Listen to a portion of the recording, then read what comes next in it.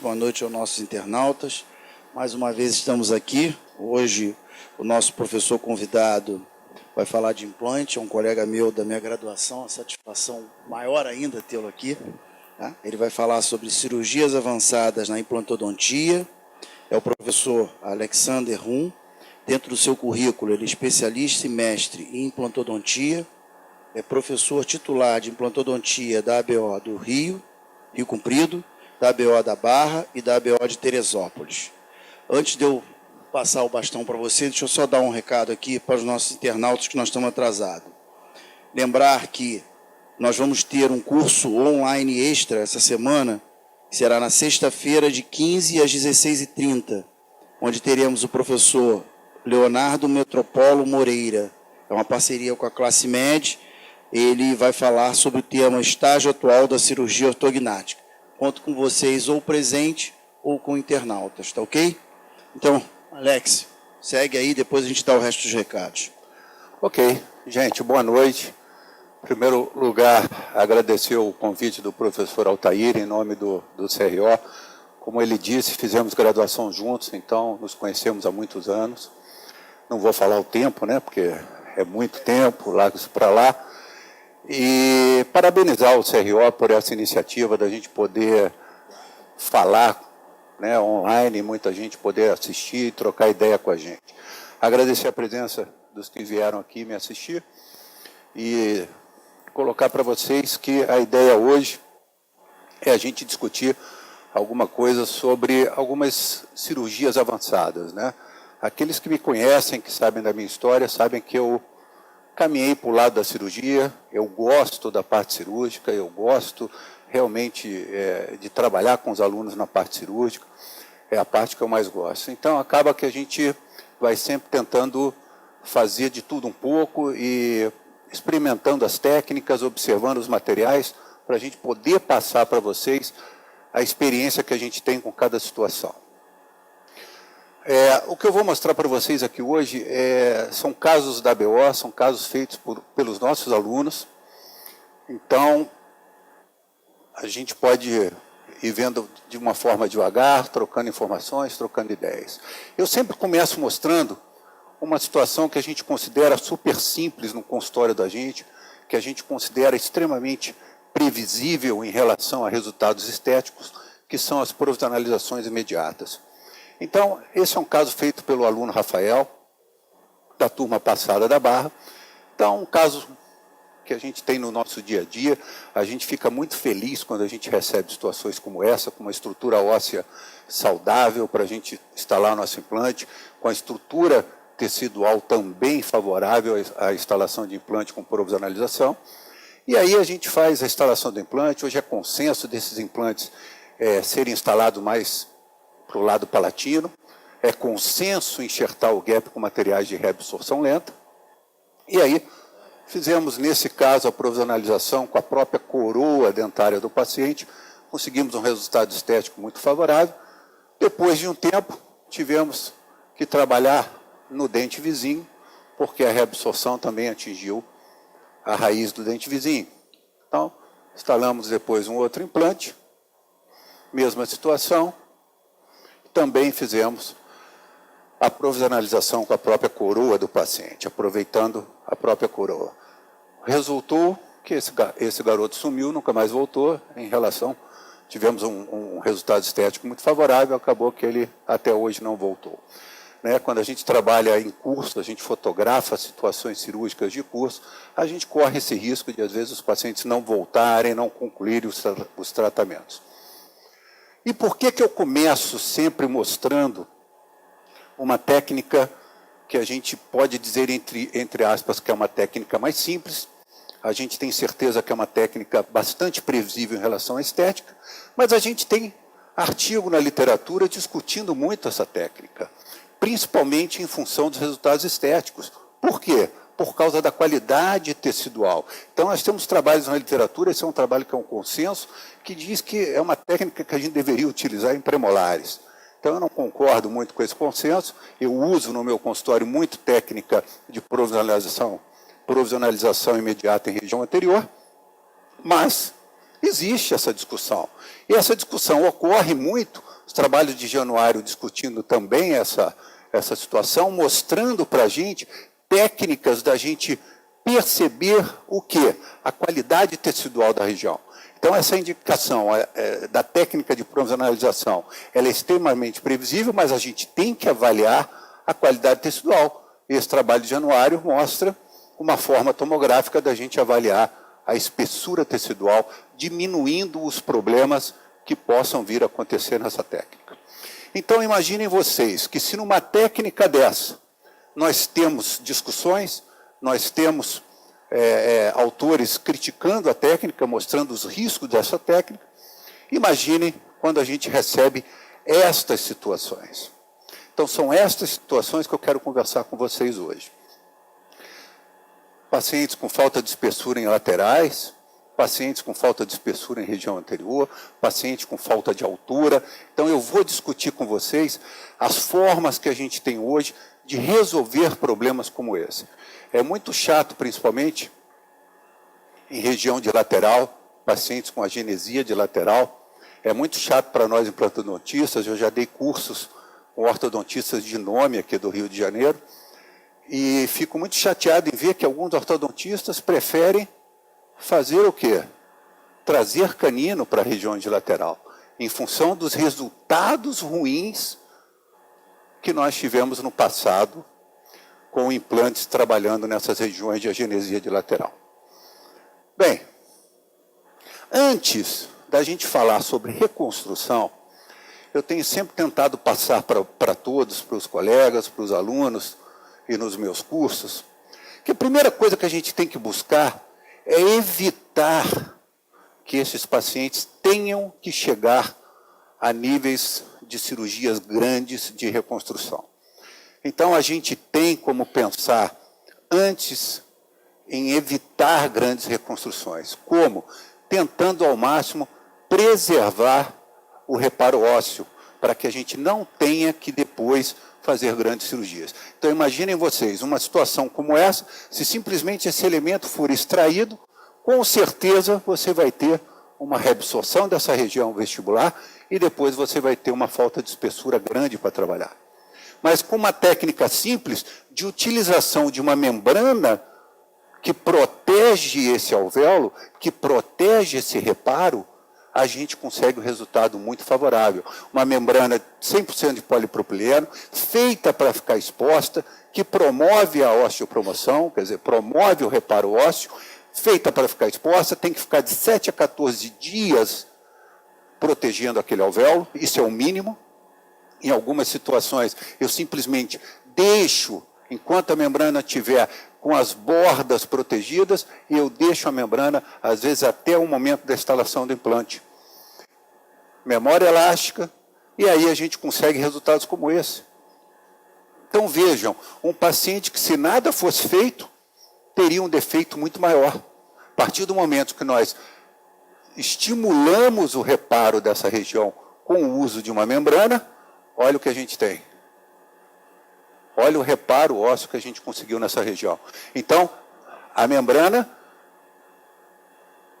fez com que o reparo ósseo funcionasse, o implante é instalado e olha o defeitinho que a gente tem aqui. Facilmente conseguimos resolver isso com um biomaterialzinho naquela região. Então, é importante a gente ter isso na cabeça da gente. Às vezes, você evita a cirurgia de uma enxertia de seio maxilar porque você consegue um reparo de qualidade. Às vezes você pega um paciente que tem, antes da extração, você calcula em termos de 10 milímetros de altura. Se você simplesmente extrair e largar o paciente de lado, quando ele vier para você, você já não vai ter mais os 10 milímetros de altura. O seio vai pneumatizar, o rebordo vai subir e você vai acabar tendo que fazer um SA3 no teu paciente. Então, pensem sempre em preservar estruturas ósseas antes de deixar a coisa chegar à necessidade de cirurgias reconstrutivas. E aqui tem uma outra vantagem que eu costumo colocar para os colegas. Se eu fizer um enxerto aqui com biomaterial, eu vou ter que esperar um prazo muito maior para instalar o meu implante do que se eu trabalhar simplesmente com uma membrana. A membrana eu vou esperar o período de reparo ósseo natural, que é em torno de 45 a 60 dias. Se eu botar um biomaterial e precisar do biomaterial para travamento do meu implante, eu tenho que esperar aí, dependendo do material, 6 meses, 7 meses para instalar o meu implante. Então, a membrana tem essa vantagem. Vamos começar falando sobre alguma coisa de enxertos ósseos autógenos. Sempre foi considerado o melhor material para a gente trabalhar. Não tenha dúvida disso, é um material que a gente sempre chamou de gold standard. É um material que histologicamente, histomorfometricamente, é melhor do que os outros materiais. É o único material que é capaz de fazer osteocondução, osteoindução, osteogênese. Então, é um material de primeira escolha, sem dúvida alguma. Então, vamos começar discutindo uma situação como essa. Eu vou não só diferenciando os casos, mas eu estou também numa ordem cronológica de trabalho. Por exemplo, esse é um caso antigo, feito na BO por alunos, mas um caso muito antigo. Essa era a primeira opção que nós tínhamos na nossa forma de trabalhar, sempre que a gente se deparava com um paciente com falta de espessura. O que a gente fazia diante de uma situação como essa?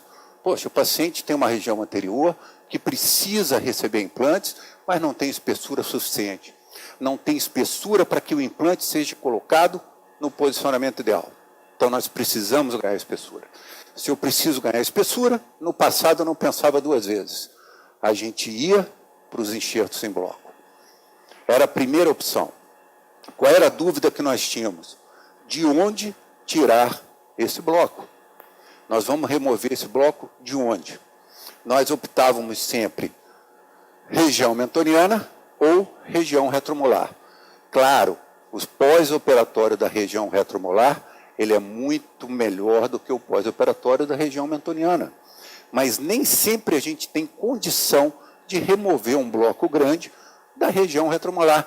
Depende muito da espessura que eu preciso, da altura do bloco que eu preciso e dessa relação com o alveolar inferior. Já cansei de ver pacientes com parestesia pós-remoção de bloco da região retromolar. Então, a região retromolar, ela é melhor, ela tem um pós-operatório melhor, mas ela é mais perigosa. Tem que se avaliar muito bem tomograficamente se a espessura e o tamanho do bloco que você vai remover, você vai conseguir fazer com segurança.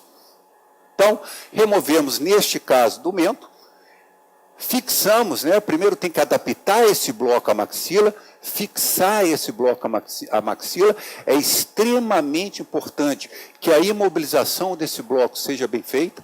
Se esse bloco não estiver totalmente imóvel, você vai perder a tua cirurgia. E é extremamente importante também o fechamento para que a gente tenha um resultado como esse. Então, o bloco ele tem duas características extremamente importantes: estar imóvel e ter nutrição. Então, o fechamento do seu retalho tem que ser bem feito. Se você tiver essas duas situações, esquece. Você vai olhar o teu paciente com 10 dias, vai remover o ponto, vai olhar com 15 dias, vai olhar com um mês, está fechadinho, pode esquecer. Daqui a 4 meses o paciente vem para instalar, fazer uma nova tomografia e instalar o seu implante.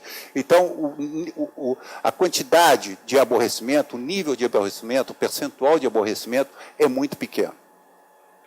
Existem exposições em casos de bloco, de você ter exposição de uma área ou outra do bloco no pós-operatório? Existe. E os trabalhos explicam por quê. Quanto mais espesso for o bloco, menos chance você tem de revitalizar todo esse bloco. Então, aquela areazinha que fica exposta é uma área provavelmente que está sem vida. Então, às vezes a gente vai e passa uma broquinha naquela área até chegar no sangramento e o tecido epiteliza novamente por cima desse bloco. Então, está lá. Os implantes instalados no posicionamento ideal, segundo o guia, a gente tem uma espessura favorável na vestibular dos implantes, isso é importante. E aí, depois de muito tempo, a prótese resolvida, feita, a gente não tem papila como gostaríamos, isso é normal, porque esse osso ficou reto, a gente perdeu as cristas, a gente perdeu a estrutura que dá suporte às papilas, mas, na verdade, nós devolvemos a função e devolvemos a estética e, o mais importante, devolvemos o sorriso da paciente. Então, eu sempre ouvi isso, uma frase que eu guardei: o mais importante para a gente é quando o paciente está satisfeito. Às vezes a gente olha um caso nosso e a gente está em pé, olhando, estudando o caso e fala: poxa, podia ter ficado melhor. mas isso, quando acontece e o paciente está feliz, é ótimo, porque aí, no próximo caso, você corrige aquilo, opta por tentar ter um resultado ainda melhor do que aquele que você teve.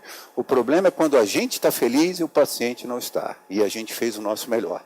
Aí sim nós temos um problema na nossa mão. Então, no passado, a opção que a gente tinha para devolver o sorriso, a felicidade desses pacientes, a minha primeira opção sempre foi os blocos autógenos, o enxerto sem blocos autógenos. Mas, de um tempo para cá, a gente vai acompanhando a literatura, e a literatura vem mudando isso. A literatura vem preconizando cada vez mais que a gente busque técnicas mais simples, que reduzam o tempo de trabalho e que tenham, principalmente, uma morbidade menor. Então, os artigos mais atuais falam o que para a gente? Se você optar em trabalhar com bloco, não encha o teu defeito inteiro com o bloco, use o bloco como uma matriz e, em volta desse bloco, trabalhe com enxerto particulado. Desta forma, o que você está fazendo? Removendo uma quantidade menor de osso autógeno para fazer o seu bloco. Então, é uma maneira de você trabalhar com enxerto autógeno em bloco e diminuir um pouco a morbidade do seu caso. Mas a literatura vem buscando o quê? Técnicas mais simples, usando enxertos particulados. Enxertos particulados, nós podemos trabalhar com enxertos autógenos, nós podemos trabalhar com enxertos xenógenos, halógenos, ou trabalhar com misturas de enxertos autógenos com materiais halógenos ou xenógenos. É uma opção que faz com que a gente consiga o quê? O que mais a gente está buscando? Diminuir morbidade. Porque vocês vão ver que as técnicas que eu vou mostrar para vocês a seguir nem sempre vão reduzir tempo. O tempo de trabalho vai continuar longo, às vezes até maior do que os enxertos em bloco. Então, o que eu vejo nos trabalhos é uma busca pela redução da morbidade. Mas, para isso, gente, a gente cai nessa situação. Se você vai trabalhar com enxerto particulado, a gente precisa de um arcabouço. O enxerto particulado não é como bloco. Então, você precisa fazer um arcabouço para proteger o teu enxerto particulado, independente de ser autógeno, de ser mistura, de ser xenógeno, de ser halógeno. Você vai ter que fazer um arcabouço para conter este material e proteger o enxerto de quem? Da compressão do tecido mole. Se você não fizer isso, o teu enxerto particulado simplesmente não vai funcionar. No passado, caso muito antigo, fizemos na ABO do Rio Comprido essa regeneração com a famosa e antiga e extinta membrana Guaretex com reforço de titânio. Os resultados eram muito bonitos. A única coisa que não podia acontecer eram exposições dessa membrana. Essas membranas, quando expostas, o risco de infecção era muito grande. E se você tivesse exposição e tivesse que remover essa membrana antes do tempo, principalmente nas primeiras semanas, os resultados do enxerto não seriam favoráveis. Mas vejam, olha isso. Existe uma sensação melhor do que você botar implante e não ver biomaterial, você vê osso. Olha a formação que nós tivemos com o uso de uma membrana Guaretex com reforço de titânio. Mas a verdade é que essa membrana chegou a um ponto, que eu não sei porquê, não sei dizer para vocês qual foi a razão, mas simplesmente a gente não teve mais acesso a ela, essa membrana sumiu do mercado. Então ficamos assim meio perdidos por um tempo do que a gente poderia usar para conter e fazer o arcabouço quando do uso de enxertos particulados. O osso autógeno, é importante a gente lembrar que trabalhos já mostram que o osso autógeno particulado é propenso a reabsorver antes da instalação do implante, principalmente se esse osso for um osso autógeno medular. Então, sempre que for trabalhar com osso autógeno particulado, é interessante ou proteger esse osso autógeno com biomaterial por cima ou fazer uma mistura. O osso autógeno sozinho, a gente sabe que a reabsorção é muito rápida. Então, Pierre, em 2008, diz o seguinte: o interessante é você fazer uma combinação de um arcabouço osteocondutivo, ou seja, material aloplástico, melhorando a conservação do enxerto a longo prazo. Menor quantidade de osso autógeno é utilizada, diminuindo o que eles estão sempre buscando. Então, você tem a possibilidade de misturar o material ósseo condutor ao material ósseo indutor, diminuindo a quantidade de remoção do material ósseo indutor, diminuindo a morbidade. Então, isso está em trabalhos. Você vê, eu cito um ou outro, mas a gente lê vários trabalhos falando sobre isso.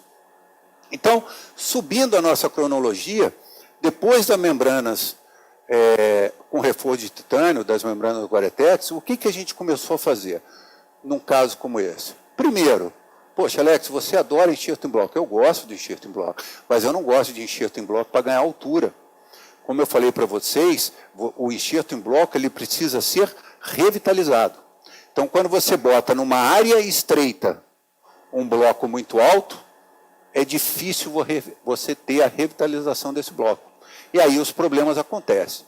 Então, sempre que eu quero ganhar muita altura, eu vou trabalhar com materiais particulados.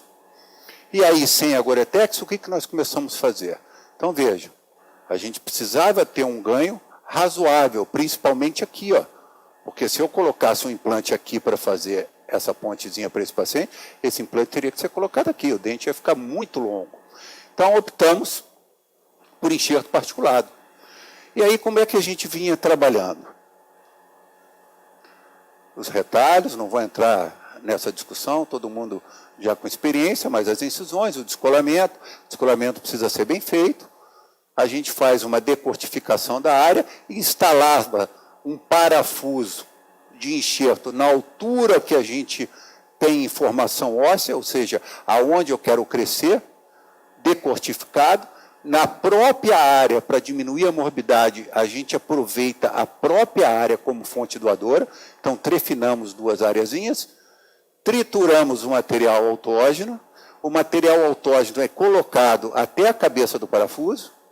Por cima do material autógeno, a gente coloca um concentrado tipo IPRF, que não é feito com líquido depositado sobre o material. O rapaz que faz isso para a gente já faz isso fora da boca. E a gente complementa por sobre o osso autógeno um material de reabsorção lenta. Material cobrindo o osso autógeno e cobrimos com membrana de PRF. Então, vínhamos trabalhando dessa forma. Fechamento é extremamente importante. E aí, acompanhando o caso. Parafuso exposto. Se o parafuso está aparecendo aqui um pouquinho, significa que nós já vamos ter alguma perda no resultado do nosso enxerto. Depois de algum tempo, resultado tomográfico, como era, conseguimos diminuir um pouco aquela curvatura e na cirurgia a gente vê que o resultado foi bem favorável em relação ao posicionamento do implante. Perdemos aonde? Na área onde tinha o parafuso. Expôs é perda. Não tem jeito. Então, como era, o que nós chegamos. É importante eu colocar para vocês que, além da questão de que essas cirurgias todas são feitas por alunos, quem trabalha em curso sabe que a gente também não pode, é difícil a gente ter diante da gente um paciente que consiga fazer numa BO técnicas extremamente caras, né? O custo não pode ser alto. Então, a gente também busca, dentro desses conceitos de ganhar espessura óssea, a gente sempre tenta uma técnica que esteja de acordo com a questão financeira desses pacientes. Implantes instalados, sutura feita. Então, sempre que eu vou buscar ganho de altura, eu busco com material particulado. Então, esse é um paciente com caso do Rio Comprido. E aí eu queria mostrar para vocês uma situação que é extremamente importante no planejamento desses ganhos de altura. Eu vou trabalhar com membrana. Se eu vou trabalhar com membrana, gente, vocês têm que avaliar muito a condição tecidual do paciente. É extremamente importante que vocês consigam, antes de fazer a cirurgia de vocês, decidirem no planejamento cirúrgico se vocês têm tecido para fazer o recobrimento da membrana. Essa membrana vai ficar exposta ou essa membrana vai conseguir ficar totalmente protegida? Isso é um questionamento extremamente importante, porque em cima disso você vai escolher a membrana que você vai trabalhar. Não adianta você colocar, num caso em que você tem certeza de que vai ter exposição, uma membrana que não pode ficar exposta, porque aí a coisa não vai funcionar. Esse paciente tem total condição de fechamento. Ele perdeu altura óssea, mas ele não perdeu muita altura tecidual. Então, é um paciente que eu sei que a gente consegue, com retalhos bem feitos, com divulsão de tecido, fazer um fechamento passivo daquela região. E não é pouco que a gente tem que ganhar. A gente tem que ganhar uma boa altura para botar implante nessa região. O que nós fizemos? A mesma coisa.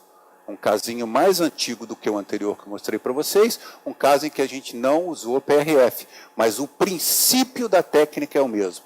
Parafusos de enxerto, na altura de informação óssea que eu tenho, não adianta querer crescer o osso acima da informação vizinha, porque você não vai conseguir. E aí a gente faz a mesma coisa, esse caso fizemos só com biomaterial, não utilizamos osso autógeno, e recobrimos com uma membrana simples de colágeno. Fechamento passivo. Então, se eu sei que o fechamento vai ser passivo, eu posso trabalhar com membranas reabsorvíveis. Acompanhamento do caso. Tomografia. Uma leve perda na cabeça dos parafusos. Por que a gente tem essa leve perda? Porque trabalhamos com uma membrana que não é uma membrana de regeneração. Então, quando a gente compara o que a gente tinha para onde nós chegamos, eu considero um ganho favorável para a gente instalar implante agora. No dia da instalação do implante, a guia feita, os alunos todos, casos com mais de um implante, a gente sempre pede que se faça as guias. Os parafusos, a gente vê um tecido fibroso em volta dos parafusos. Esse tecido fibroso foi removido, os implantes foram colocados levemente para fora e fizemos um novo procedimento de enxertia para ganhar alguns milímetros a mais, para não ter nenhum tipo de rosca exposta. Então, a famosa técnica de enxertia de barraca, a gente chamava assim.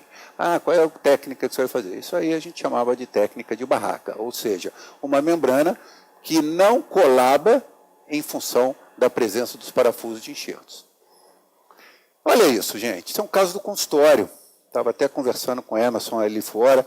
Eu não tenho as fotos todas deste caso, mas eu acho interessante mostrar esse caso por algumas situações. Então, esse paciente chegou para mim, indicado por um implantodontista conhecido, muito amigo meu, falou: Alex, isso está rodando pelo Rio aí, já fizeram osso homógeno, já fizeram um monte de coisa nele e nada está funcionando e a gente precisa resolver esse caso. Então, como você gosta desses desafios, eu mandei o André para você. Eu falei, beleza, vamos lá, vamos ver. Aí chega o André. Quando eu olho isso aqui, eu falei, meu Deus do céu, o que eu vou fazer com isso? Então, a primeira coisa, tomografia. Quando você vê a tomografia, gente, tem áreas aqui, ó, que eu tenho 4,8 de altura. Aqui tem menos de 4,8. Olha aqui. Aqui ele mede 5,8 aqui. E aqui? Tem o quê? 3 milímetros de altura? Como é que eu boto implante nisso? Então, o que acontece? Todo paciente que chega no consultório de vocês e já passou por 3, 4 cirurgias, a coisa se complica. E se complica por quê? Porque ele perdeu o tecido. Avaliem a situação. Botei uma PPRzinha presa aí num aparelho montado, porque ele ia ficar muito tempo para chegar a uma situação favorável para a instalação de implante. Então, mandei para o ortodontista montou um aparelhinho, botamos uma peça PF3 presinha no aparelho, e eu falei para o André, André, olha só, eu vou pegar o teu desafio, mas eu vou dizer uma coisa para você, eu prometo a você que você sai daqui do consultório com uma prótese parecida com essa. Agora, se eu vou conseguir fazer uma PF1 dente a dente, eu não sei te dizer, porque a perda é muito grande. E aí você vê o pós-operatório das extrações, olha só, olha o fundo de vestíbulo aqui, olha o que ele faz aqui, ó. Ele vem aqui, ó. Aqui. Eu não tenho tecido para fazer fechamento. Eu sei que vai ficar exposto. Não adianta. O que você instalar aqui nessa região vai ficar exposto. Então eu fiquei quebrando a minha cabeça dias com essa imagem e usei uma membrana que é própria para ficar exposta. Falei, poxa, se vai ficar exposto, eu vou usar uma membrana que o paciente possa conviver, manter higienizada de uma forma exposta. A primeira cirurgia vai ser essa. E falei para o André, é capaz de você ter que fazer 2 ou 3 cirurgias de ganho de altura, porque é muita coisa que você tem que ganhar. Então, o que foi feito aqui? A mesma técnica de barraca, só que, ao invés de eu usar membranas reabsorvíveis, eu botei uma membrana não reabsorvível, que é feita para ficar exposta no meio bucal. E olha o que eu consegui. 3 implantes de 11,5. Então, áreas que eu tinha 3 milímetros de altura, eu consegui instalar implantes de 11,5 de altura. Esse caso já tem alguns anos, ele faz acompanhamento direto no consultório, remova a peça, faça a higienização, ajudo ele na higienização. E o que nós fizemos? Uma PF3. Trabalhamos o lateral para aumentar um pouquinho a coroa do lateral, para a gente ter um resultado estético favorável. Uma PF3, foi o que eu consegui. E alguns colegas acham que PF3, já ouvi isso em curso, depois de mostrar situações como essa, já ouvi de colegas que PF3 é falha de planejamento de enxerto. Eu não acho, eu acho que PF3 é uma indicação, a gente consegue devolver estética e função ao nosso paciente. Agora, não é a primeira opção, não é a primeira escolha, mas não dá para dizer que é falha de planejamento de enxerto. Paciente que passou por 3, 4 mãos fazendo tentativas de enxerto, e ele chegou no meu consultório e falou, Alex, pelo amor de Deus, eu preciso acabar com essa história na minha vida. Então, às vezes, a gente tem que se colocar no lado do paciente e falar, André, PF3 já dá, tá bom para você? Ou quer tentar mais ganho e buscar uma PF1? Alex, chega, não aguento mais esse assunto. Está resolvido, está feliz da vida, funcionando muito bem, isso aí já tem uns 3, 4 anos, provavelmente uns 3 anos, de controle, de ida no consultório, tudo direitinho, funcionando maravilhosamente bem. Maravilha. E essa técnica para ganhar altura? Técnica nova, sendo falada. Foi criada por um alemão. Eu não sei falar o nome dele, apesar de ser alemão, o nome dele é um nome difícil de falar. Muito interessante a técnica. Indicada para quê? Para ganho de altura, indicada para alvéolos com defeitos de parede vestibular, que você consegue travar o bone ring dentro desse defeito. Podemos trabalhar ganho de altura de múltiplos implantes. Enfim, muito interessante. E eu venho namorando essa técnica há muito tempo, porque ela faz sentido. Você lê, você vê a história dela, ela faz sentido. Então, busquei ler sobre a técnica. É uma técnica que tem uma grande vantagem. Você faz o enxerto e a instalação do implante num único passo. Olha a redução do tempo. Está reduzindo o tempo. Você normalmente, para fazer um implante pós-enxertia de bloco, você leva em torno de 4 meses para formar o calo ósseo e você poder instalar o seu implante. Antigamente se trabalhava com 6, os trabalhos de Widmark trouxeram para 4 meses. Menor morbidade. Por quê? Porque você pega uma quantidade pequena, é uma trefinada. Você fazer uma trefina no mento ou na retromolar é muito rápido.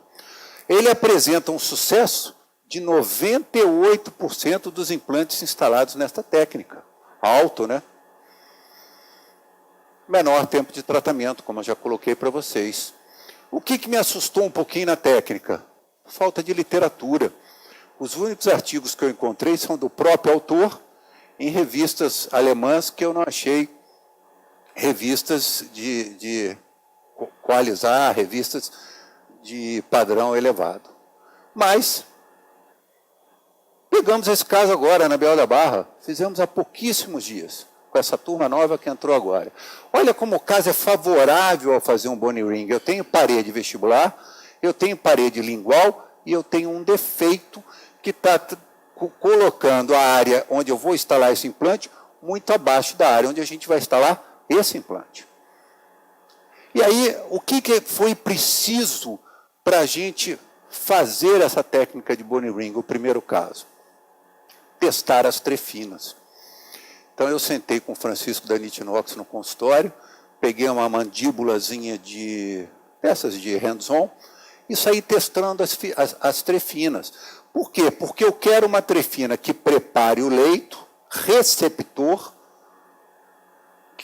num tamanho que o que eu busque no leito doador encaixe aqui dentro. Porque aí eu já tenho um travamento inicial do bone ring aonde? Na área receptora. Maravilha. O resto do travamento do bone ring vai ser com o próprio implante. Vamos ver, passo a passo. Extração dos elementos anteriores, planejamento, um implante no 32 e um no 42. Maravilha. Vejam a diferença de altura que a gente tem dessa crista para essa crista. Então, se eu boto um implante aqui, ele vai ficar com um dente muito longo nessa área. Então, vamos crescer isso. Vamos crescer, vamos fazer o bone ring. Beleza. Então, trefina preparando o leito receptor. Está aqui o leito receptor preparado. E a trefina trabalhando na área doadora, na mesma região. Vejam, você diminui a morbidade. Eu já estou com o mento aberto. Por que eu vou buscar isso na retromolar? Então, esse é um dos conceitos que vocês precisam ter. Se eu já estou na área do mento, vamos buscar no mento. Se eu vou fazer um premolar e estou lá perto da área retromolar, vamos abrir um pouquinho mais e aproveitar a região retromolar. Ok. O implante é preparado antes de você clivar o bone ring da região. Beleza. Qual é o grande problema que nós temos? Na hora da fixação do implante, o ideal é que esses implantes sejam implantes de paredes paralelas e que esses implantes não tenham rosca até o final. Ou seja, implantes com uma conformação mais antiga. Na minha linha de implantes, eu não tinha esse implante. O que eu fiz? Instalei 2 Unitites, que é esse implante novo da SIM, que busca um travamento menor. Mas, mesmo assim, na hora de descer esse implante, nós tivemos que voltar com o implante, alargar um pouquinho a perfuração, porque ele estava travando muito. Vejam, esse é um bloco extremamente cortical. Então, na hora que ele vai travar muito mais aqui do que dentro da região medular, onde você está trabalhando o teu implante. Então, é importante, nesse momento, que esse implante desça com travamento mais suave. E que as trefinas funcionem de uma forma que o teu bone ring já encaixe aqui, ó. Encaixando aqui, ele já teve uma presa. O resto foi a estabilidade do implante. Cobrimos toda a região com material sintético, material holoplástico, e cobrimos com PRF. E fizemos o fechamento, uma prótesezinha adesiva coladinha nos caninos, e daqui a um tempo eu vou poder mostrar para vocês o resultado. Já estamos com mais 2 cirurgias programadas com técnicas parecidas, uma delas também em região anterior de mandíbula. Vamos ver como é que a coisa vai funcionar.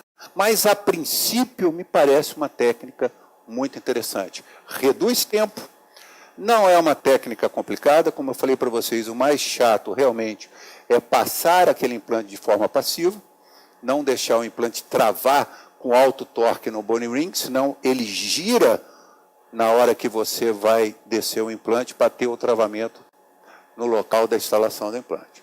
Mas uma técnica que eu vou caminhar muito com ela aí, vamos ver como é que as coisas vão... vamos ver como é que os resultados vão surgir aí. Daqui a pouco ela vai estar nessa aula já com resultados, já com uma estatísticazinha em relação aos problemas que elas nos traz.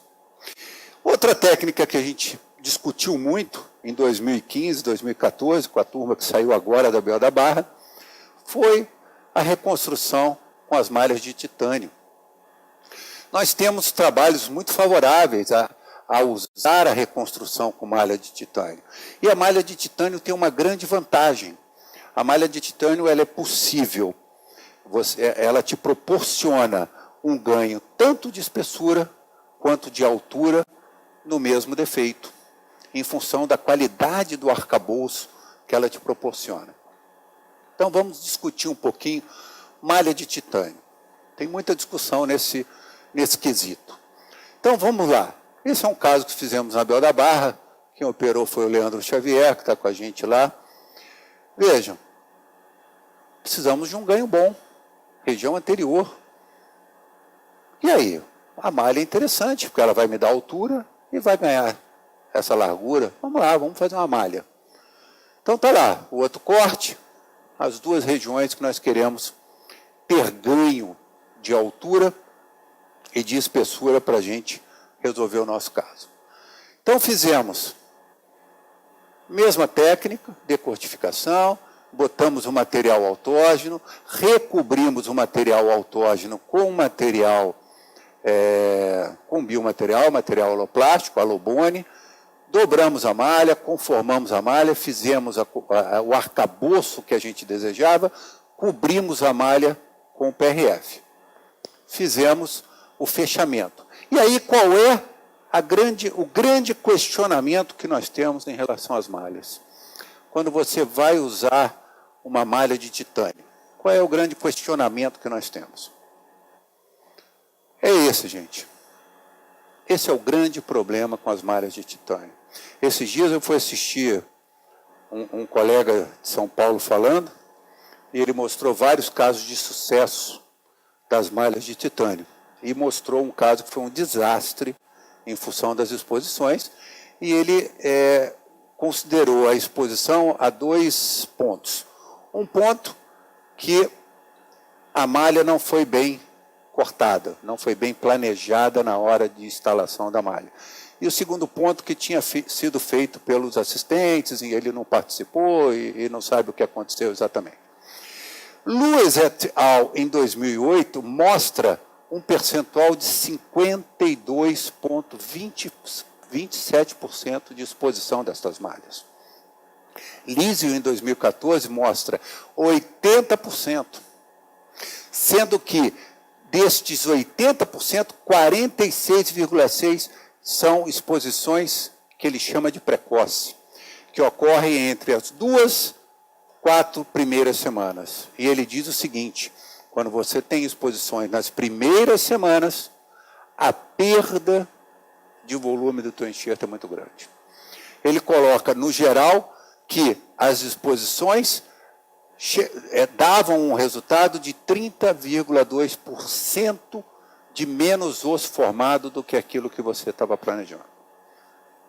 Então vejam que as exposições atrapalham muito no reparo ósseo com malha de titânio, na regeneração óssea com malha de titânio.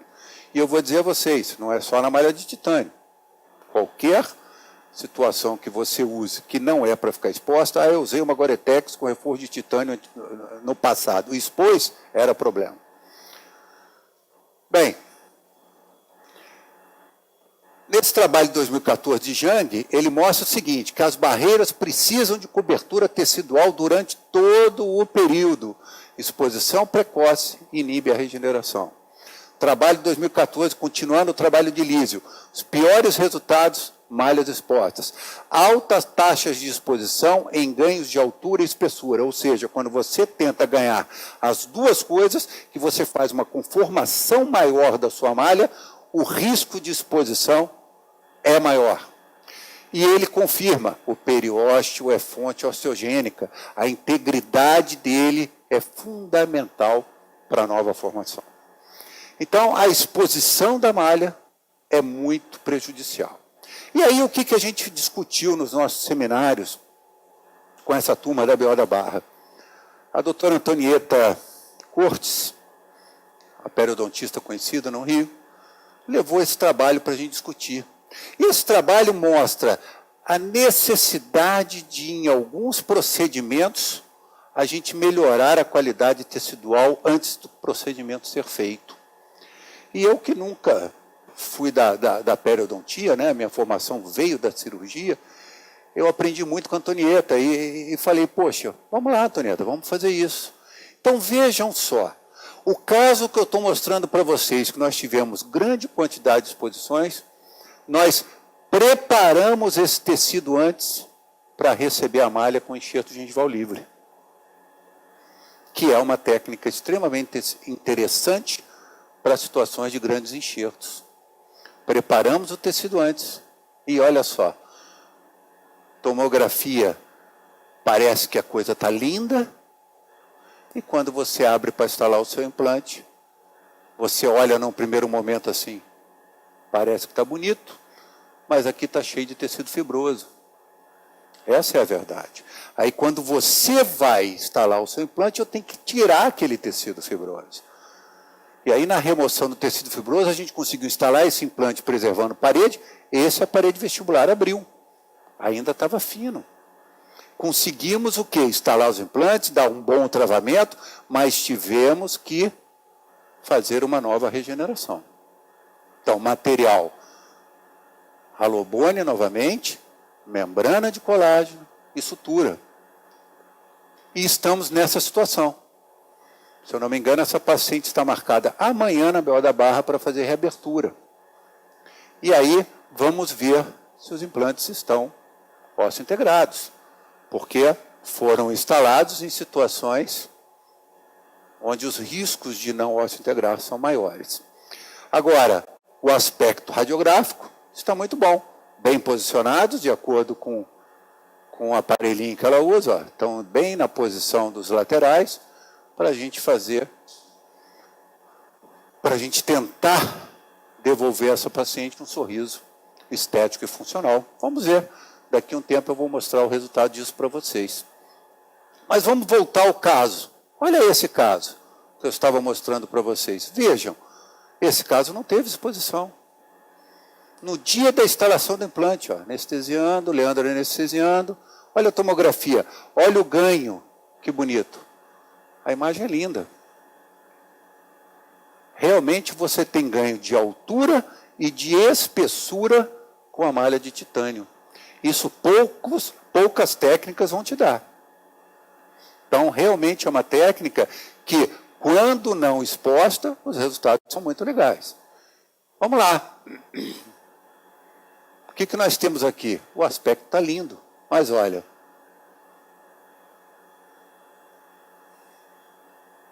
Uma área de 1 a 2 milímetros de tecido fibroso, na área palatina. E por que isso, gente? Não expôs. Por que eu tenho uma formação de tecido fibroso embaixo da malha se eu não tive exposição nenhuma? Os artigos falam em quê? Tamanho das perfurações da malha. E essa malha nossa não tem perfurações grandes.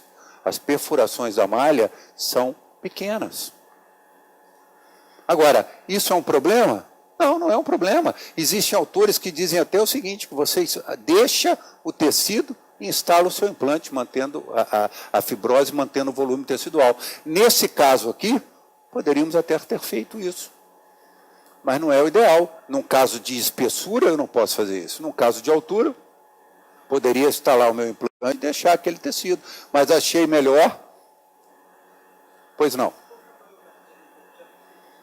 Então, olha aqui. É o próximo passo. Áreas expostas com presença de tecido fibroso de 1 a 2 milímetros de espessura. Muitos autores falando isso. E o que autores preconizam? Recobrir com malha de membranas de colágeno, que leva a melhores resultados. Eu acho que talvez uma BioGuide fique para curso uma coisa muito pesada, a gente cobrar uma malha de titânio e mais uma BioGuide, né? Mas realmente é o ideal. Isso. A gente com a malha de titânio, com uma cobertura de colágeno, nós já temos autores mostrando resultados favoráveis. E ver, trabalho de 2015, o problema da exposição da malha, eu estou mostrando trabalhos para você de 2008 para cá. E 2015 já tem gente, opa, vamos recobrir a malha. Porque na verdade é isso, ó. Não teve exposição nesse caso. Então quando você vê uma tomografia como essa, deixa eu voltar aqui para mostrar para vocês.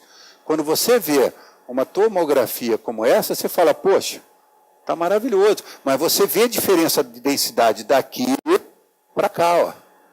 Se você reparar, você tem diferença de densidade tomográfica. Então, a gente tem que ir trabalhando junto com a literatura. Então, a literatura diz exatamente isso, que a gente deve cobrir a malha com membranas. Sem dúvida nenhuma, se eu colocar uma BioGuide, eu vou ter resultado melhor ainda do que se provavelmente eu trabalhar com membranas de colágeno. Só que isso, para curso, fica uma coisa inviável para a gente. Aí eu vou buscar, às vezes, dependendo do paciente, ele vai fechar isso comigo. Dependendo do paciente, ele não vai fechar. Então, a gente vai ter que buscar alternativas. Infelizmente, Rafael, né? Rafael, eu não te conheço, mas as pessoas que me conhecem sabem que a gente trabalha super dentro da realidade que a gente pode trabalhar. Eu mostro o que acontece, eu não venho aqui inventar história, você vai ver, eu vou mostrar técnicas aí cirúrgicas que você pode realizar com instrumentos simples. Então, a verdade é essa, tem situações que na BO eu vou poder chegar para o paciente e falar, olha, você pode investir R$1.000 numa membrana? Posso, vou até te mostrar um caso agora, mas a grande maioria dos pacientes não tem essa condição. E a malha já não é barata, né? já custa um valorzinho. Então, isso que o Rafael falou é a verdade. Os trabalhos mostram que é interessante você recobrir a malha de titânio com membranas, no mínimo, de colágeno. Maravilha! O que nós fizemos? Instalamos os implantes e enxertamos com alobone aqui na região palatina, fechamos e agora já fizemos a reabertura.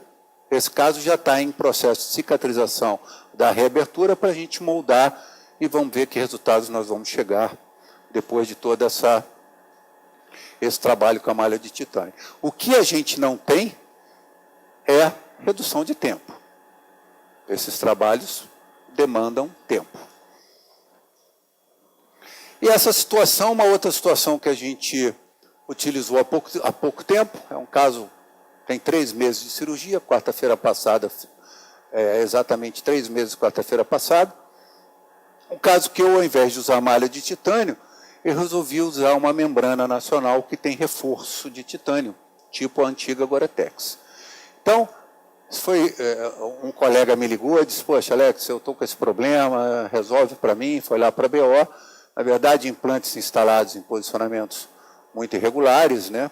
Esse era um implante corpo único, a gente conseguiu tirar esse facilmente, esse daqui tivemos que realmente abrir a área para remover esse implante, porque era um implante de corpo único, fechamos, e aí sim, num outro momento, abrimos aquela região novamente, decortificamos essa região e fizemos esvaziamento do naso palatino para não atrapalhar o posicionamento do nosso implante.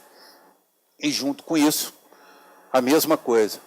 Mesmo princípio, decortificação, osso autógeno. Não, nesse caso trabalhamos só com biomaterial, com essa membrana com reforço. Muito fácil de trabalhar, fácil de dar o volume, de dar o arcabouço. Fixação da membrana, PRF por cima da membrana, fechamento passivo. Falei isso para vocês no início. Se vai usar uma membrana que não pode ficar exposta, tem que ter fechamento passivo. Se você vem com um paciente que foi muito mexido, várias cirurgias, e além da perda óssea perdeu o tecido, não tem como a gente ir por esse caminho. Temos que buscar uma outra alternativa de enxertia. Como está o caso? Fechadinho, mas semana passada, com 3 meses, removemos a membrana por infecção. A grande vantagem que tem, eu não consegui fotografar, foi no meio de uma correria de quarta-feira passada, a grande vantagem que a gente teve é que removemos a membrana com apenas 3 meses. Então não é uma remoção precoce. O arcabouço todo já está formado. Mas vejam, é uma cirurgia a mais. Né? Tem que incisar, tem que descolar, porque tem parafuso lá em cima na vestibular, tem taxinha. Então, acaba sendo um problema para o paciente da gente. A gente fala, poxa, a técnica de bloco é complicada. É complicado, mas eu não tinha esses aborrecimentos com bloco. E com malha e com membrana Goretex, a técnica é menos mórbida para o paciente, mas a gente tem um monte de aborrecimentozinhos. Isso é uma verdade. Quem vem aqui na frente e faz essas situações e diz que não tem aborrecimento, meu Deus do céu, temos sim. Então, eu não deixo de valorizar situações como essa, isso é muito antigo, mas uma reconstrução de calota, foi esse caso que me disseram que isso era falha de planejamento de enxerto, porque a gente decidiu fazer uma PF3, mas você vê, isso foi feito em 7 de 2007, esse garoto sofreu um acidente, foi mutilado, todo arrebentado, então fiz junto com o Roberto uma cirurgia grande de enxertia nessa região, fizemos, claro, uma calota craniana, crescemos muito, e do nada, eu não sei porquê, o Guilherme, depois de 9 anos, apareceu ontem na BO, lá no Rio Comprido. Pô, Alex, 9 anos sem ver o seu Guilherme, 9 anos da prótese, né? Da colocação da prótese. E olha só, fotografei com o telefone, estava sem máquina, só para ter isso guardado. Olha só os implantes. Olha o aspecto clínico. Todo saudável, nada em volta dos pilares, tudo saudável. Então, não me arrependo do que a gente fez e não vou deixar nunca de ter como opção também os blocos autógenos. Eu acho um pouco radical, como eu tenho escutado de alguns colegas, há muitos anos que bloco, eu estou fora, eu não faço bloco. Tenham certeza que em algumas situações eu ainda vou usar bloco autógeno como opção. Agora vamos entrar nesse assunto. Essa sim é uma técnica que hoje eu estou utilizando demais e é uma técnica que realmente diminui tempo e diminui morbidade, que é a técnica de expansão de crista de rebordo. A expansão de crista de rebordo foi usada muito no passado, muito, mas os problemas eram enormes em relação às expansões de cristas, da forma como elas eram feitas. Nós vamos ver passo a passo disso. Só mostrando esse trabalho, porque lendo esse trabalho um dia, deitado, a revista do John me chegou, comecei a folhear, dar uma lida, eu vejo uma técnica diferente das técnicas de expansão de crista que nós fazíamos no passado. E tem a sua razão de ser. Então, voltei a estudar a questão das técnicas de expansão de crista. Os índices de sucesso são altíssimos. Vários trabalhos mostrando sucesso de 97%, 97,8%, 95% de sucesso dos implantes instalados com essa técnica. Poxa, então é uma técnica que os implantes funcionam. Então eu posso usar, eu tenho na literatura índice de sucesso. A indicação da técnica. Concluíram que é uma técnica com indicação para ganho de espessura. Mas ela é limitada, vocês vão ver o porquê. Porque se não fosse limitada, seria a minha técnica para todos os casos. Formato do rebordo, a densidade óssea, a altura óssea, osso medular entre as paredes. São algumas situações que limitam a técnica da expansão de crista. Vantagens, verdadeiras vantagens. Técnica mais simples que a RGO e enxerto em bloco. Verdade. Menor morbidade em comparação a todas as outras técnicas reconstrutivas. Também é uma verdade. Técnica extremamente atraumática. Simples, baixa morbidade e previsível. Então é uma técnica que todo mundo pode fazer. Uma técnica muito simples, vocês vão ver isso. Os alunos fazem isso no curso com a maior tranquilidade. Segundo os autores, o grande risco que a técnica oferece é o quê? É a fratura e consequente reabsorção da parede vestibular. É isso que eu vi muito no passado. Eu vi muitos fazendo expansão de crista de rebordo e perdendo a parede vestibular. Se você perde a parede vestibular, o que você causa ao seu paciente? Um dano pior do que o que ele chegou para você. E isso é inadmissível, gente. Isso é inadmissível. A gente causar um dano maior ao nosso paciente do que o que ele já tinha é uma coisa que a gente não pode fazer. Em função disso, foram desenvolvidas técnicas diferentes. 2 passos cirúrgicos.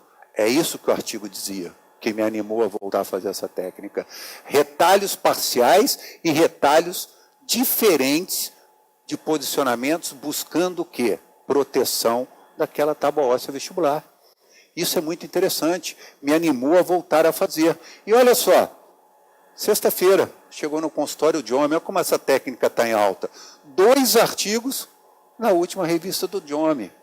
Uma falando sobre o sucesso de expansão de crista com piezo eletrônico, que não é uma obrigatoriedade, e outra falando do longo termo, do tempo, das taxas de sucesso com o tempo dos implantes colocados em expansões de cristas, com alta taxa de sucesso, mostrando que a técnica aumenta e tem um alto índice de taxa para implantes instalados na crista. Agora, recebi sexta-feira, 2016, última revista do Diome. Então, o primeiro caso nosso, que me animou a fazer, eu fiz em 2 passos. Então, vejam, um lado, o outro lado.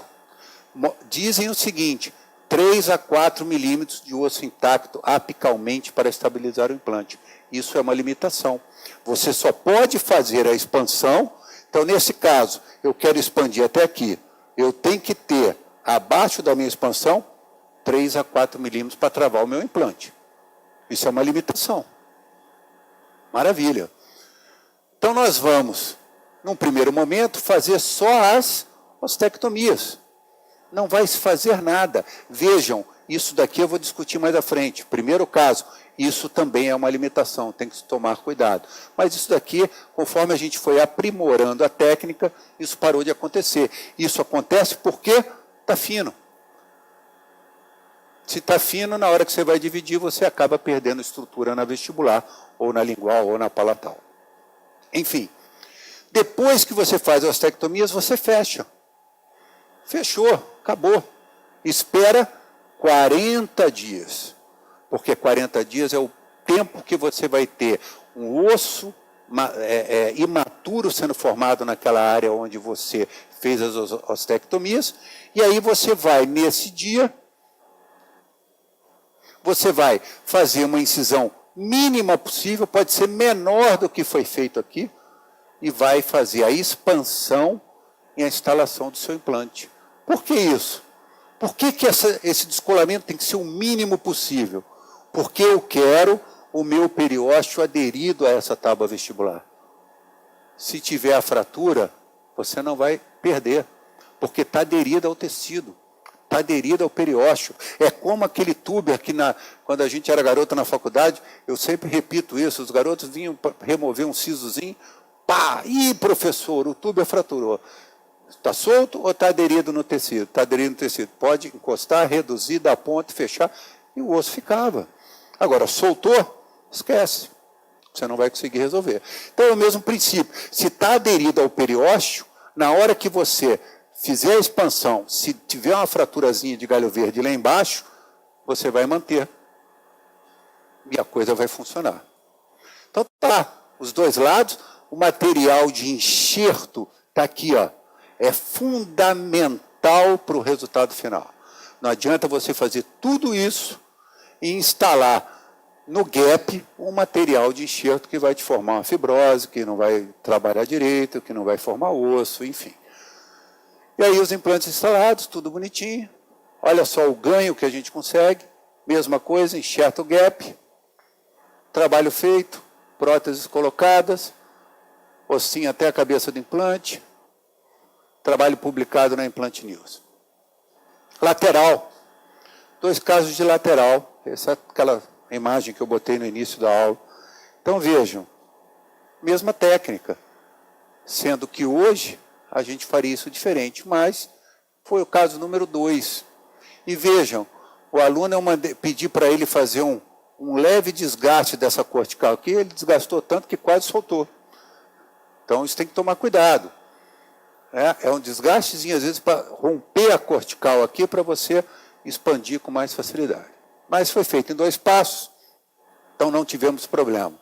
Mesma coisa, os laterais colocados, ela foi para ortodontia, está até hoje aí para fazer o fechamento e deixar os 2 laterais do mesmo tamanho para a gente poder reabilitar com porcelana. Ela está com provisório. Esse foi o primeiro caso que nós decidimos fazer em um único passo cirúrgico. Fizemos um, deu certo, fizemos o segundo, deu certo, a gente começa a pegar confiança. Eu falei, não, aqui o risco de fratura é mínimo. Vejam, eu tenho medular entre as 2 corticais. Eu não tenho aquele defeito que quando a gente abre dá aquela sensação de, poxa, vai fraturar. Não tenho. Então, a gente tem total condição de, no mesmo dia da expansão, instalar os implantes. Olha o ganho. 92, Simeon, Chapasco, Tolentino, Demarodi concluíram que o ganho vai de 3 a 5 milímetros de espessura. Não é pouco não, gente. Você, para ganhar 5 milímetros de espessura com bloco, não é fácil. Então, vejam, de uma forma simples, eu consigo de 3 a 5 milímetros de ganho, sendo que osso com boa espessura na vestibular do nosso implante, que é importante para a manutenção do nosso implante a longo prazo. Gap, mesma coisa de sempre, a gente fecha, quando tem a depressão na vestibular, a gente bota um biomaterial na vestibular, fechamos com membranazinha de colágeno, sutura. Maravilha. Vejam esse caso. Fomos para a mandíbula. Se você for ver na literatura, alguns autores, há um tempo atrás, contraindicavam expansão de crista de rebordo na mandíbula. Mas olha só, eu tenho medular entre as corticais. Então não muda. Então, nesse caso, fizemos primeiro a região inferior. Chato é que a boquinha toda com dente torto, a gente faz o trabalho todo e a prótese depois não fica do nosso agrado. Mas a mesma técnica. E olha a grande vantagem que nós temos. Aqui sim eu estou reduzindo técnica. Eu estou reduzindo tempo. Por quê? Porque o tempo de osso-integração é o mesmo, com expansão ou sem expansão. Então, se você fez o travamento numa área de 4, 5, 6 milímetros abaixo da tua expansão, então o implante vai osso integrar no mesmo tempo. Não tem razão de você esperar um tempo maior. Então, fizemos a região inferior. A coroinha já feita. E aí fomos para a região superior. Vejam como é favorável a região superior.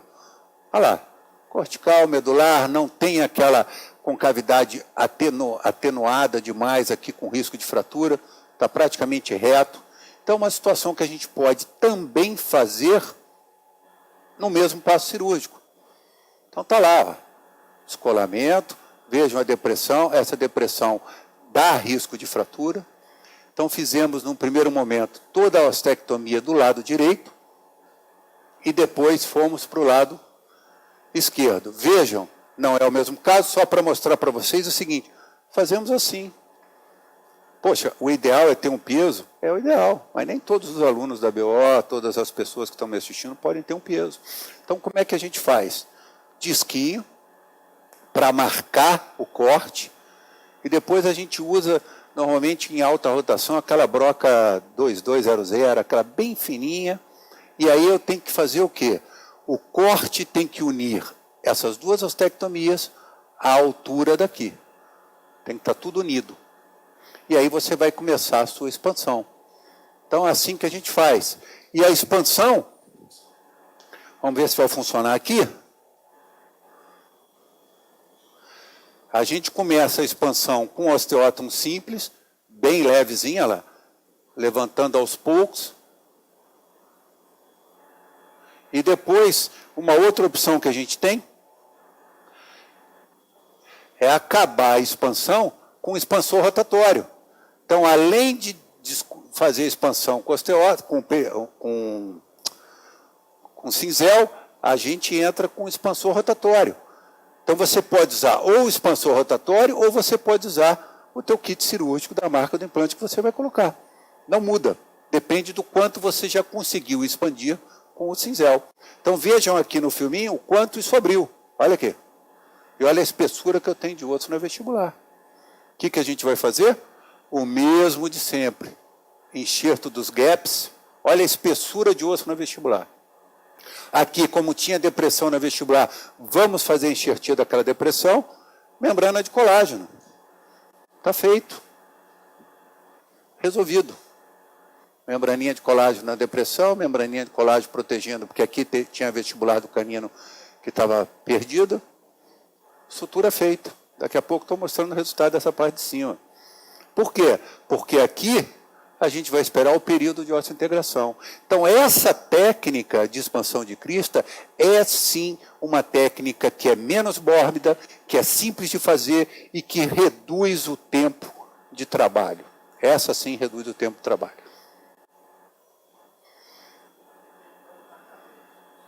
Tempo da tua osso-integração. Tempo da tua osso-integração. A gente trabalha normalmente com 4 meses em maxila. e 2 meses em mandíbula. A gente reabre com o mesmo tempo da osseointegração. O travamento é baixo, mas você não precisa de alto travamento para ter osseointegração. Né, Rafael? A gente sabe que não, você não vai conseguir alto travamento porque provavelmente 2/3 do seu implante está na área expandida. Não tem, você tem um travamento baixo, mas 4 meses numa maxila é um tempo de osseointegração favorável, entendeu? A gente tem reaberto com 4 meses sem problema nenhum, Rafael. Olha esse caso que bacana. 3 cortes. Esse corte eu tenho espessura. Esse corte eu já não tenho.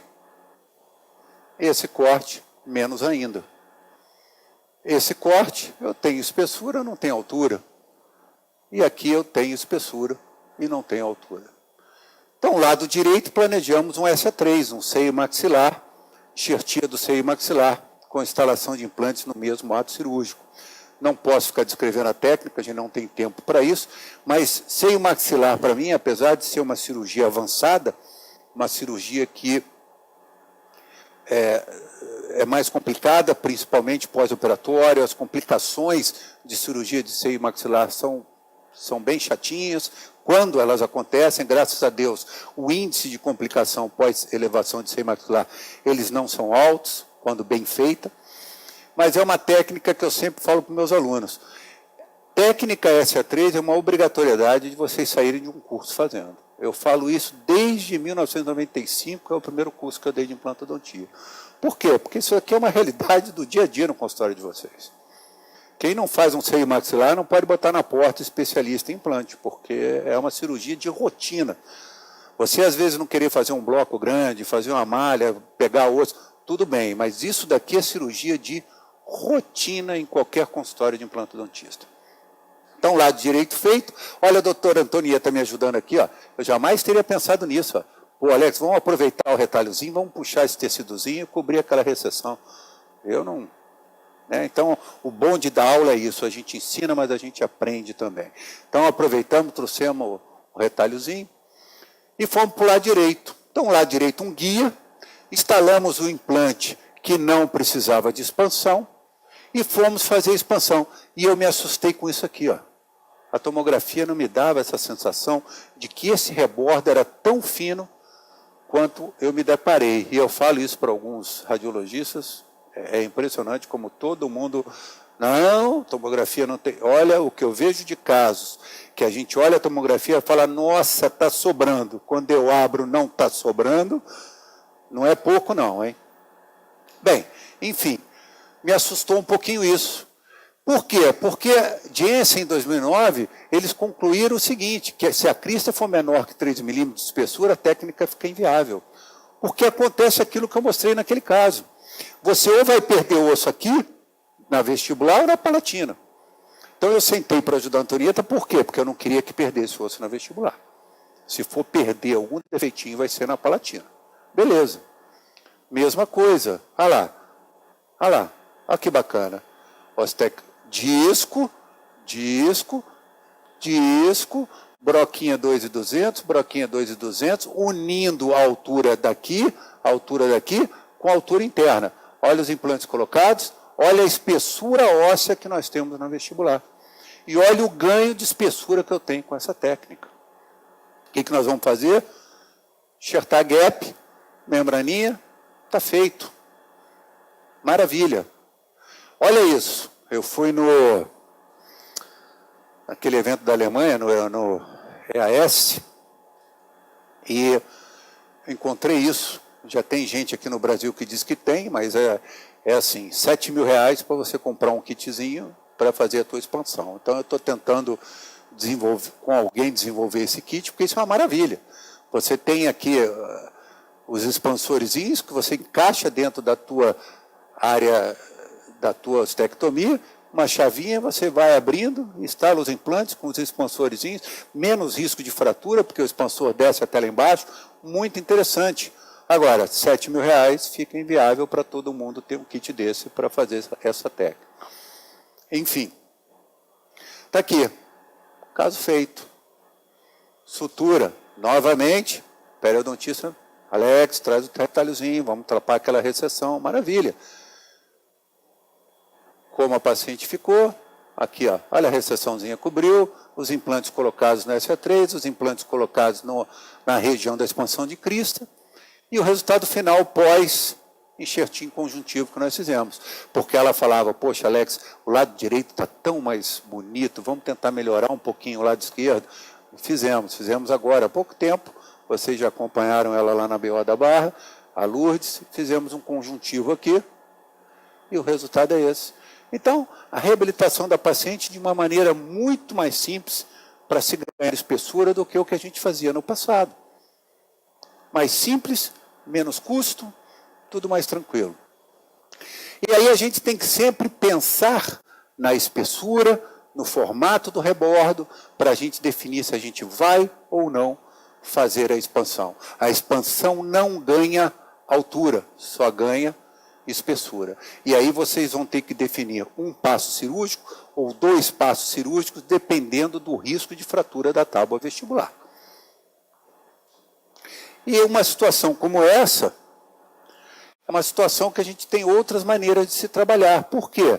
Porque eu tenho 3,44. Se você forçar uma barra, você até bota implante aqui, mas você força uma barra e a vestibular fica muito fina. Aí depois de um tempo, o que você tem? Reabsorção da tábua vestibular. É aquele implantezinho que depois de 6, 8 meses você vai reavaliar, você dá aquela palpadinha, sai aquela secreçãozinha, porque você já teve reabsorção aqui. E aí eu entrei nessa, que eu também não conhecia, os expansores rotatórios, que também são muito interessantes. Agora, para pequenos ganhos de espessura. Então você tem uma sequenciazinha de broca, e por que eu gostei do expansor rotatório? Porque ele faz um deslocamento da tábua vestibular. Ele não comprime. Os osteótomos antigos a gente comprimia, botava os implantes na maxila comprimindo a estrutura óssea. Aqui não. Aqui você vê nitidamente, vocês vão ver aqui, ó, você vê a linha de fratura. Ó. Então você tem um deslocamento daquele pedacinho da tábua vestibular. Você não tem compressão. Então está aqui. Ó. O último expansor entrando, olha lá, olha a fratura. Olha a fratura. Então, esse osso vestibular se desloca. Se ele se desloca, eu não estou comprimindo. Então, eu acreditei na técnica. Apareceu essa mãozinha aí, não sei de onde, é do computador lá. Bem, implante instalado. Olha lá, olha o osso vestibular mantido. Isso é importante. Se não mantém o osso, vai embora. Então, eu quero a manutenção da crista vestibular. Beleza. Pediu uma tomo pós. Olha aqui, ó. Olha o osso mantido. Olha aqui a espessura que a gente tem de osso na vestibular. Então, realmente, você tem o quê? Um deslocamento da tábua vestibular com o expansor rotatório. O provisóriozinho já está colocado. Esse caso é lá de WO de Teresópolis, ainda não recebi as fotos finais. E esse é um outro parecido, ó. Olha lá, eu tenho uma certa espessura. Poderia até aqui fazer uma expansão tradicional, mas usamos também o rotatório. Essas fotos não foram com a minha máquina, olha lá. Tem uma espessura boa, mas se você tem um rotatório, você ganha um pouquinho aqui, ó. Mesma coisa. Está lá, faz a sequência dos rotatórios, desloca, ó, você tem a fraturinha, e aí, provisório instalado, e agora, já com uma coroinha aí feita. Então, conseguimos um resultado bem favorável com uma técnica extremamente simples. Tem um posicionamento legal, papilas presentes. Agora, isso foi feito no dia da colocação da peça. Tem que esperar alguns mesezinhos para fazer uma foto nova, que o tecido vai ter trabalhado melhor em volta dessa coroinha. Bem, então, fechando. A técnica de expansão rotatória, ela é uma técnica muito menos traumática do que o uso dos expansores, isso dito por Anitua em 2004. Simplificou a técnica e estendeu sua indicação para mandíbulas. Terra 2011, isso é que me animou muito. O reposicionamento ósseo ocorre pela fratura em galho verde. Então você não tem a mesma situação dos expansores. Eu não via na época do uso dos expansores fraturas vestibulares. A minha impressão que tinha é que você comprimia aquilo, ia arrumando espaço, comprimindo. O implante entrava comprimindo a parte óssea. E a gente tinha muito caso, eu tenho isso em slides fotografados, reabsorções de vestibular com uso de expansão por osteótomos. Então, isso daqui eu parei, mas me animei, porque a gente vê exatamente o que Terra 2011 fala. Maior controle e menor desconforto em relação à técnica de Summers. Então, concluindo a questão das expansões de crista, que é uma técnica que hoje eu gosto muito e uso muito, a gente chega à seguinte conclusão. Quando a gente tem um rebordo com espessura suficiente para divisão, mas em função do formato do rebordo, eu acho que tem o risco de fratura, eu vou fazer a técnica em 2 passos cirúrgicos, como eu mostrei para vocês. Se eu não vejo o risco de fratura, porque as paredes estão paralelas, eu tenho medular, eu vou fazer esse caso em um único passo cirúrgico. Ganho tempo com isso, eu ganho 40 dias, mas não arrisquem se vocês sentirem que pode haver fratura da tábua. E nos casos que eu quero ter um pequeno ganho, eu vou usar a expansão rotatória, que hoje a gente tem alguns casos de sucesso com a expansão rotatória e que simplifica muito a nossa técnica. Para fechar, queria dizer para vocês que isso que a gente conversou hoje, eu vou estar dia 30 de julho aí no Evolua, fazendo um hands-on sobre todas essas técnicas. Queria agradecer a todos, aqueles que online me assistiram, aqueles que vieram aqui me prestigiar, muito obrigado pela presença. Agradecer mais uma vez ao professor Altair, meu amigo de longa data, pelo convite. Provavelmente é por isso que me convidou, porque me conhece há muitos anos. E parabenizar o CRO mais uma vez por essa iniciativa. Obrigado, gente. Tem perguntas? Não chegou, não? Alguém quer perguntar? Quer perguntar, Rafael, alguma coisa? Não?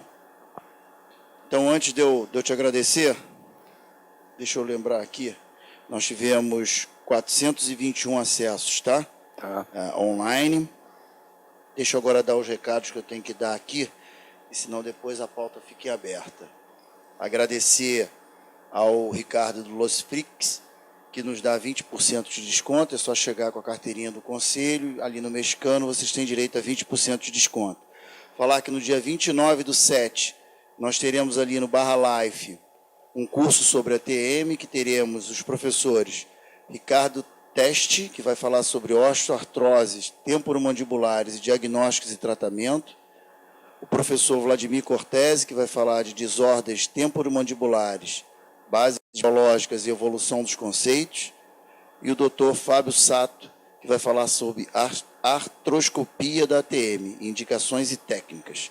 Tá? Conto com vocês lá no dia 29/7, de 13 às 18. Dando prosseguimento aqui às nossas aulas online, deixa eu falar para vocês que, normalmente, eu não posso reclamar, mas essa sequência também está fantástica. Eu estou melhor do que o Tite agora. Eu falava Dunga, agora eu estou melhor do que o Tite. Nós vamos ter agora na sequência o Felipe Miguel Saliba, próxima terça, depois o professor Nelson Mucha, depois o Dixon Fonseca, que é de Natal, depois o Rafael Decurcio, que é de Goiás, depois o Ricardo Fischer, da UERJ, depois o professor Mark Oliver, que é do Rio também, né, Patrick? Depois teremos o professor Gustavo Giordani, que é de São Paulo. Depois teremos o Flávio Henrique, que é do Rio, vai falar sobre DSD. E teremos depois o professor Arthur Napoleão Araújo, que é de Minas Gerais. Tá? Agradecer aos nossos internautas e agora sim fazer o agradecimento ao nosso professor por dispor aqui do tempo. Obrigado. Em nome do Conselho, eu agradeço a sua presença. E vamos te convidar novamente para próximos eventos. Obrigado a todos. Obrigado, gente. Obrigado.